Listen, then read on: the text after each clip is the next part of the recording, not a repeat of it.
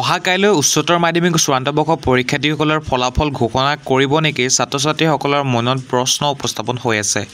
যদি তুমি এই বৰ্ষৰ হায়াৰ ছেকেণ্ডেৰী পৰীক্ষা দিছা আৰু যদি ৰিজাল্টৰ কাৰণে অপেক্ষা কৰি আছা, ৰিজাল্টৰ তাৰিখ শুনিম বুলি ভিডিঅ'টো ক্লিক কৰি চাইছা, নিশ্চয় তোমালোকে ভিডিঅ'টো সম্পূৰ্ণভাৱে চাবা, কাৰণ কিছুমান তথ্য তোমালোকে জানিবৰ কাৰণে পাবা যে অহা কাইলৈ সঁচাকৈ ৰিজাল্ট দিব বা নিদিয়ে। প্ৰথমতে তোমালোকে মন কৰা হোম স্ক্ৰীনলৈ ইয়াত তোমালোকে এটা টুইট দেখিবৰ কাৰণে পাইছা, যিটো টুইট কৰিছে মন্ত্ৰী ডক্টৰ হিমন্ত বিশ্ব শৰ্মাই।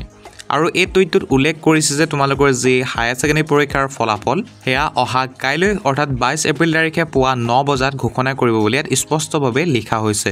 তাৰ পাছতে আৰু এটা টুইট তোমালোকে চোৱা হোম স্ক্ৰীনত, ইয়াত উল্লেখ কৰিছে ৰণোজ পেগু ডাঙৰীয়াই তোমালোকৰ যি হায়াৰ ছেকেণ্ডেৰী পৰীক্ষাৰ ফলাফল সেয়া ঘোষণা কৰা হ'ব 24 এপ্ৰিল তাৰিখে পুৱা 9:45 আৰু এই টুইটটোত তোমালোকে দেখিছা দুটা ৱেবছাইটৰো লিংক দি দিয়া হৈছে। গতিকে তোমালোকৰ মনত প্ৰশ্ন উপস্থাপন হৈ আছে যে অহা কাইলৈ তোমালোকৰ ৰিজাল্ট ঘোষণা কৰিব নেকি। তেনেহ'লে ছাত্ৰ-ছাত্ৰীসকল তোমালোকক ডাইৰেক্ট মই কৈ দিব বিচাৰিছোঁ যে তোমালোকৰ অহা কাইলৈ ৰিজাল্ট দিব বা নিদিয়ে কোনো ধৰণৰ অফিচিয়েল ঘোষণা বৰ্তমান পৰ্যন্ত হোৱা নাই।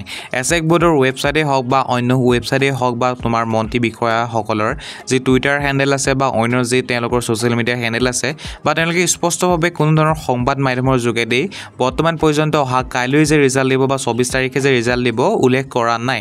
কিন্তু এই যি দুটা টুইট তোমালোকে দেখিবৰ কাৰণে পাইছা, আৰু বিশেষকৈ আচলতে এই দুটা টুইট হোৱাটছআপত ভাইৰেল হৈ পৰিছে, আৰু সেই যি দুটা ভাইৰেল হৈ পৰিছে হোৱাটছআপত সেই দুইটাই টুইট আচলতে ভুৱা টুইট হয়।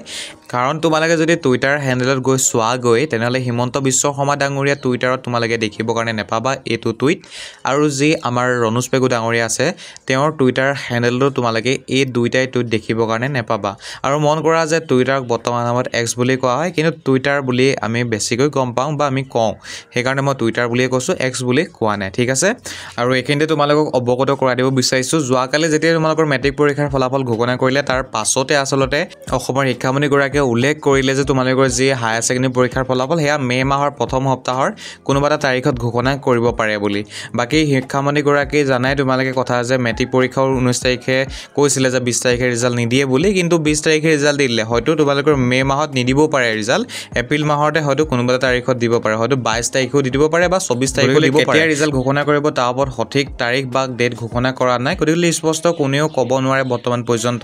তথাপিও যদি কিবা আপডেট নতুনকৈ আহি পৰে তোমালোকৰ ৰিজাল্টৰ সম্পৰ্কত নিশ্চয় তোমালোকৰ আগত অৱগত কৰাম। গতিকে যিসকলে চেনেলটি ছাবস্ক্ৰাইব কৰা নাই নিশ্চয় তোমালোকে চেনেলটি ছাবস্ক্ৰাইব কৰি দিবা, আৰু বেল আইকনটো নিশ্চয় তোমালোকে ক্লিক কৰি থৈ দিবা, তেতিয়াহে তোমালোকৰ ওচৰত ভিডিঅ' যাব আৰু তোমালোকে তেতিয়াই জানিব পাৰিবা যে তোমালোকৰ আচলতে ৰিজাল্ট কেতিয়াকৈ ঘোষণা কৰিব পাৰে।